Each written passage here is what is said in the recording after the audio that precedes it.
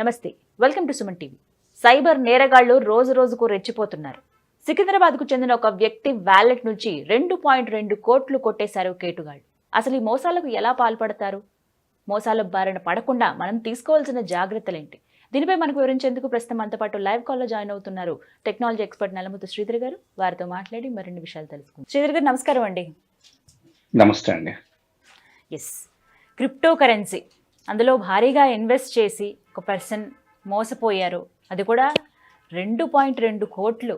అసలు అంత అమౌంట్ ఎలా మోసపోయారు? అవి ఎలా క్రిప్టో కరెన్సీ రూపంలో తను ఇన్వెస్ట్ చేసి సేవ్ చేసుకోవడం కానీ, అసలు ముందుగా క్రిప్టో కరెన్సీ అంటే ఏంటి సార్? ఎందుకు అలా మోసపోయే అవకాశాలు ఎలా ఉంటాయి ఇందులో? యాక్చువల్గా ప్రతి దేశానికి కూడా ఒక కరెన్సీ ఉంటుంది. అంటే ఈ మధ్య కాలంలో క్రిప్టో కరెన్సీ అనేది ప్రతి ఒక్కళ్ళు వింటున్నారు, కొంతమంది అయితే ఇన్వెస్ట్ కూడా చేస్తున్నారు అనుకోండి. సహజంగా ఏంటంటే రూట్స్ నుంచి చూస్తే మనకు భారతదేశానికి రూపాయి ఎలా ఉందో అలాగే యుఎస్కి డాలర్, అక్కడ యూకేకి పౌండ్ ఇలాంటివి ఉంటాయి చూసారా. సో ఇలాంటివంతా కూడా ఆయా దేశాలు అక్కడ ఉండే సెంట్రల్ బ్యాంక్స్, అంటే కేంద్రీయ బ్యాంకులు, అంటే మన ఇండియాలో రిజర్వ్ బ్యాంక్ ఆఫ్ ఇండియా ఎలా ఉందో అలాంటివి అక్కడ ఉండే ఫారిన్ ఎక్స్చేంజ్ రిజర్వ్స్ వీటన్నిటిని బేస్ చేసుకుని కరెన్సీ ముద్రిస్తూ ఉంటాయి. సో కరెన్సీ ముద్రించడం కానీ లేకపోతే కాయిన్స్ రూపంలో బయటకు చలామణి తీసుకురావడం కానీ చేస్తూ ఉంటాయి. ఇదంతా కూడా రిజర్వ్ బ్యాంక్ ఆఫ్ ఇండియా కేంద్ర ప్రభుత్వం పర్యవేక్షణలో ఉంటుంది ఇండియాలో అయితే కనుక. సో ఎంత కరెన్సీని మార్కెట్లో విడుదల చేయాలి ఇదంతా కూడా రెగ్యులేషన్ ఉంటుంది. ప్లస్ మార్కెట్లో ఉన్న డబ్బంతా కూడా ఎవరి చేతుల్లో ఉంది, ఎలా చేతులు మారుతుంది, ఇదంతా కూడా ఇన్కమ్ ట్యాక్స్ డిపార్ట్మెంట్ కావచ్చు లేదా కేంద్ర బ్యాంక్ కావచ్చు, బ్యాంకింగ్ లావాదేవీలు వీటన్నిటిని పర్యవేక్షిస్తూ ఉంటాయి. సో ఇక క్రిప్టో కరెన్సీ విషయానికి వస్తే ఇది పూర్తిగా డిజిటల్ రూపంలో ఉండే కరెన్సీ. అంటే దీనికి ఎలాంటి సెంట్రల్లో బ్యాంకు ఉండదు. అంటే రిజర్వ్ బ్యాంక్ లాగా లేకపోతే ఇంకా విదేశాల్లో ఉండే వాటిలాగా ఎలాంటి సెంట్రల్ బ్యాంకు ఉండదు. సో ఇది డిజిటల్ కరెన్సీ అవడం వల్ల దీని ముద్రణ కూడా ఉండదు. అంటే ఎలాంటి ప్రింటింగ్ ఫార్మేట్ లో ఉండదు. సింపుల్ గా ప్రపంచవ్యాప్తంగా ఉండే కొన్ని క్రిప్టో కరెన్సీ మైనింగ్ చేసే శక్తివంతమైన కంప్యూటర్స్ ప్లస్ మన లాంటి కంప్యూటర్స్ లో కూడా కొన్నిసార్లు మనకు తెలియకుండానే క్రిప్టో మైనింగ్ జరుగుతూ ఉంటుంది. ఇలాగా బిట్ కాయిన్ అనేది ఒక క్రిప్టో కరెన్సీలో ఒక టైపు. సో బిట్ కాయిన్ లాంటి ఎన్నో రకాల క్రిప్టో కరెన్సీస్ ఉన్నాయి. సో ఒక క్రిప్టో కరెన్సీ ఒక కాయిన్ అందుబాటులోకి రావాలంటే కనుక సో ఎన్నో కంప్యూటర్స్ మైనింగ్ చేసిన తర్వాత, అంటే ఎంతో కంప్యూటర్ పవర్ అనేది తయారు చేసిన తర్వాత క్రిప్టో కరెన్సీ ఒక కాయిన్ అనేది చలామణిలోకి వస్తుంది. సో అంటే ఇది అంతా డిజిటల్ ఫార్మేట్ లో ఉండే విషయం. సో ఇక ఒక బిట్ కాయిన్ అనేది క్రిప్టో కరెన్సీ తీసుకున్నాం అనుకోండి. ఇప్పుడు ఒక బిట్ కాయిన్ మీరు నేను సొంతం చేసుకోవాలంటే కనుక కొన్ని లక్షల రూపాయలు వెచ్చించాల్సి ఉంటుంది.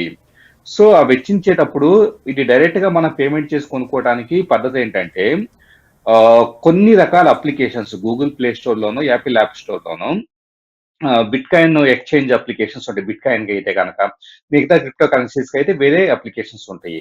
ఆ యాప్ ఇన్స్టాల్ చేసుకొని మన డెబిట్ కార్డు, క్రెడిట్ కార్డు ద్వారానో లేకపోతే నెట్ బ్యాంకింగ్ ద్వారానో మనం ఆ క్రిప్టో కరెన్సీ ఎక్స్చేంజ్ దీంట్లోకి మన బ్యాంకు డబ్బుల్ని దాంట్లో వేసుకుంటాం. ఫస్ట్ ఎలాగైతే వాలెట్ లో మొబైల్ రీఛార్జ్ చేసుకునేటప్పుడు వాలెట్ లో డబ్బులు వేసుకుని రీఛార్జ్ చేసుకుంటాం చూసారా, సేమ్ అదే పద్ధతిలో ఎక్స్చేంజ్ అప్లికేషన్ లో మనం అమౌంట్ లోడ్ చేసుకున్న తర్వాత సో అక్కడ ఏంటంటే మనకే ఒక ఈమెయిల్ ఐడినో ఒక ఫోన్ నెంబర్ ఎలాగైతే ఉంటుందో అలాగా మన క్రిప్టో కరెన్సీకి మనకు ఒక ఐడి ఉంటుంది. అంటే మన అకౌంట్ నెంబర్ అనుకోండి అది. సో ఇప్పుడు మనం ఎవరికన్నా డబ్బులు వేయాలంటే కనుక మనకున్న బ్యాలెన్స్ నుంచి చేస్తాము. బయట నుంచి ఎవరైనా కానీ మనకు డబ్బులు వేయాలంటే మన దగ్గర ఉండే అడ్రస్ ఉంది చూసారా, అడ్రస్ ఇస్తే ప్రపంచంలో ఎవరైనా కానీ మనకు డబ్బులు వేయొచ్చు. సో ఇది లాజిక్. సో ఈ ప్రొసీజర్ లో ఇప్పుడు మీరు చెప్పిన కేసులో 2 కోట్ల రూపాయల వరకు అతను రకరకాల ఫార్మాట్స్ లో లావాదేవీలు చేసేసి దీంట్లో తన అప్లికేషన్ తన వాలెట్ లో డబ్బులు వేసుకున్నాడు. సో బాగానే ఉంది. సో తర్వాత అది వేసుకున్నప్పుడు ఏంటి, అతని దగ్గర బ్యాలెన్స్ ఉంది, కావాలంటే కనుక రేటు తగ్గినప్పుడు క్రిప్టో కరెన్సీస్ ని అతను కొనుగోలు చేయొచ్చు. సో రేటు తగ్గినప్పుడు లేకపోతే ఎలాగైతే కనుక షేర్స్ కొన్నట్లుగా రేటు తగ్గడం పెరగడం చేసినప్పుడు అతను ఏంటంటే అలాగా కొనటం అమ్మటం చేద్దామన్న ఉద్దేశంతో పెద్ద మొత్తంలో అతను వాలెట్ లో పెట్టుకున్నాడు అనుకోండి. సో ఇప్పుడు ఆ వాలెట్ కు సంబంధించిన యూజర్ నేమ్ పాస్వర్డ్స్ కానీ ఇక రిమైనింగ్ ఇంపార్టెంట్ డేటా అంతా కూడా అతను జాగ్రత్తగా పెట్టుకోకపోవటం వల్ల ఏర్పడిన సమస్య ఇది. అంటే సార్ ఈ సైబర్ నేరగాళ్ళు ఎవరైతే ఉన్నారో వాళ్ళకి అసలు ఒక పాస్వర్డ్ గానీ ఆ యూజర్ ఐడీస్ ఎలా తెలిసిపోతాయి? ఇక్కడ ఏం జరుగుతుందంటే ఇలా బాగా పెద్ద మొత్తంలో డబ్బులు ఒక దాంట్లో స్టోర్ చేసుకున్నప్పుడు, ఒక బ్యాంక్ అకౌంట్ లో కానీ లేదా ఇలాంటి వాలెట్స్ లో కానీ స్టోర్ చేసుకున్నప్పుడు సహజంగా హ్యూమన్ టెండెన్సీ ఎలా ఉంటుంది, దీనికి చాలా బలమైన పాస్వర్డ్ పెట్టుకోవాలి అన్నదే ఒక హ్మ్. సెక్యూరిటీ పద్ధతిగా మనం అనుకుంటాం.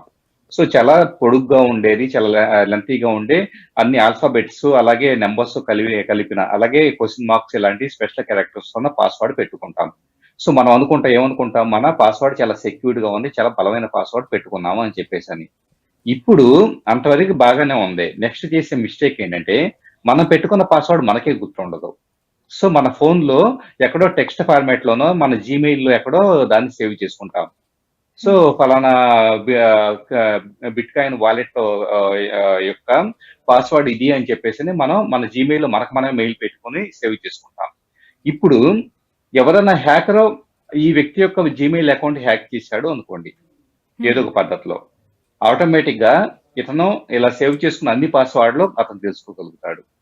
ఓకే. రెండో విషయం ఒకవేళ ఇతను phone hack చేయగలిగాడనుకోండి.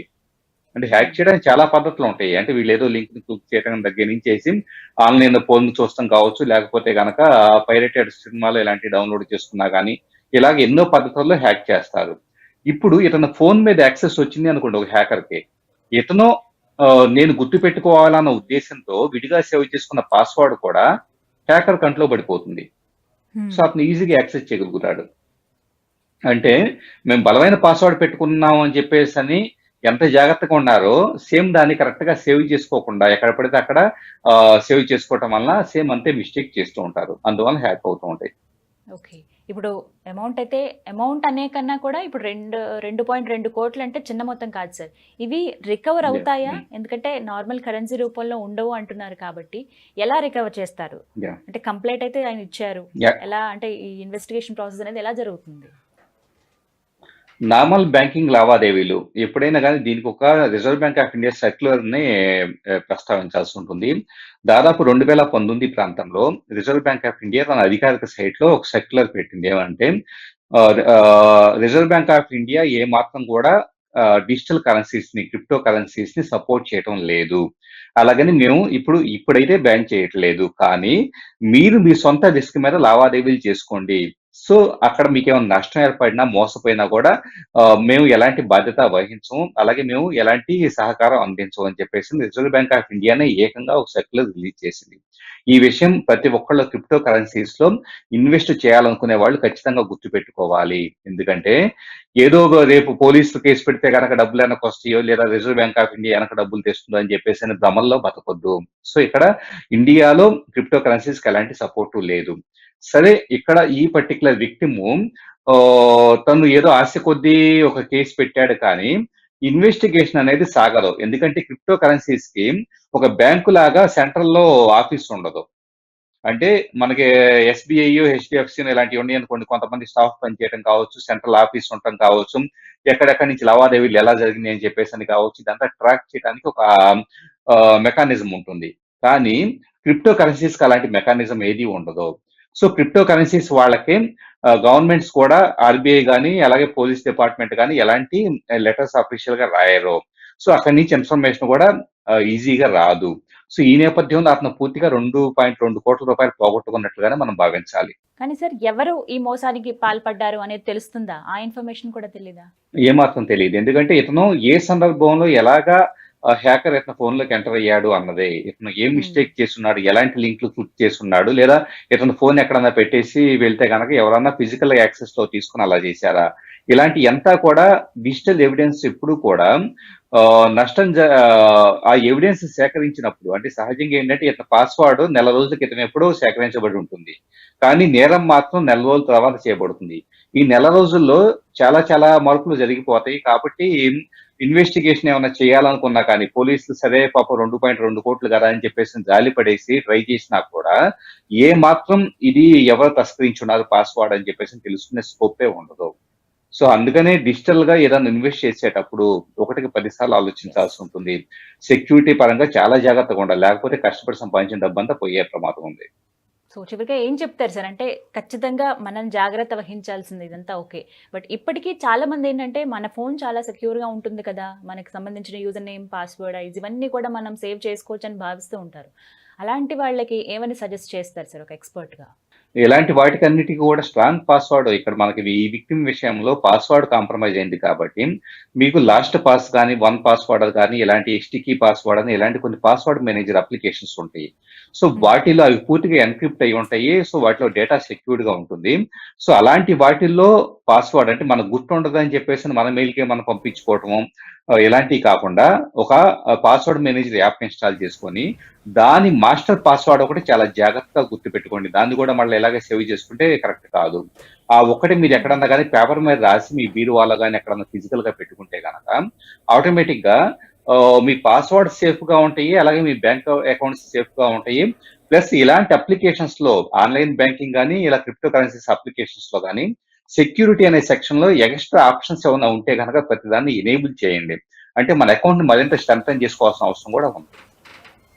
Right, thank you so much Sridhar గారు, మరొకసారి మాకు అవేర్నెస్ కల్పించారు. లైవ్ కాల్లో జాయిన్ అయినందుకు ధన్యవాదాలండి. నమస్తే.